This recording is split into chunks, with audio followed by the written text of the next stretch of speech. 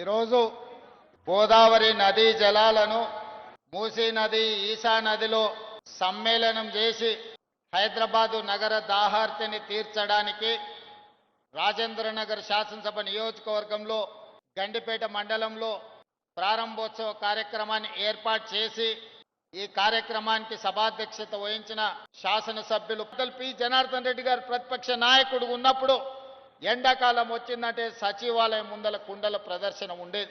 నగరంలో ముఖ్యంగా బస్తీలలో తాగునీటి సమస్యను పరిష్కరించడానికి 4 రోజులకు 5 రోజులకు వారానికి ఒక్కసారి ఆనాడు తాగడానికి నీళ్లు వచ్చేవి. పేదలు పడుతున్న కష్టాలను చూసి పి జనార్దన్ రెడ్డి గారు ఆనాడు నిరంతరం పోరాటాలు చేయడంతో మంజిరా నది, అదే విధంగా ఉస్మాన్ సాగర్, హిమాయత్ సాగర్ నదీ జలాలే కాదు కృష్ణా నది జలాలను తరలించడం ద్వారా నగరం యొక్క దాహార్తిని తీర్చాలని ఆనాడు నిర్ణయం తీసుకున్నారు.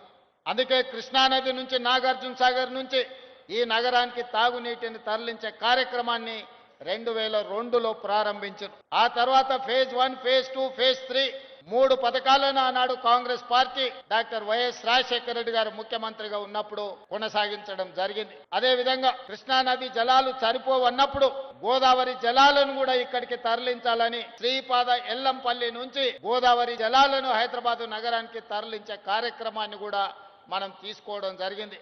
ముఖ్యంగా రాజశేఖర రెడ్డి గారు ముఖ్యమంత్రిగా ఉన్నప్పుడు, శ్రీధర్ బాబు గారు మంత్రిగా ఉన్నప్పుడు శ్రీపాద ఎల్లంపల్లి నుంచి గోదావరి జలాలను తరలించే కార్యక్రమాన్ని ప్రారంభించుకుంటే అవి 2016 సంవత్సరంలో నగరానికి వచ్చినాయి. ఆనాడు ఉన్న తెలంగాణ రాష్ట్రంలో మున్సిపల్ గా మంత్రిగా ఉన్నాయన ఒక ఆయన కాంగ్రెస్ పార్టీ చేసిన పనులకు షామీర్పేట దగ్గర పోయి గోదావరి జలాలు నెత్తి మీద చల్లుకొని ఫోటోలు దిగి ప్రజల్ని మభ్యపెట్టే ప్రయత్నం చేసిండు. నువ్వు నెత్తి మీద గోదావరి జలాలు చల్లుకున్నంత మాత్రాన నువ్వు చేసిన పాపాలు ఎక్కడికి పోవు అని చెప్పి ఆనాటి మంత్రికి నేను చెప్పదలుచుకున్నా.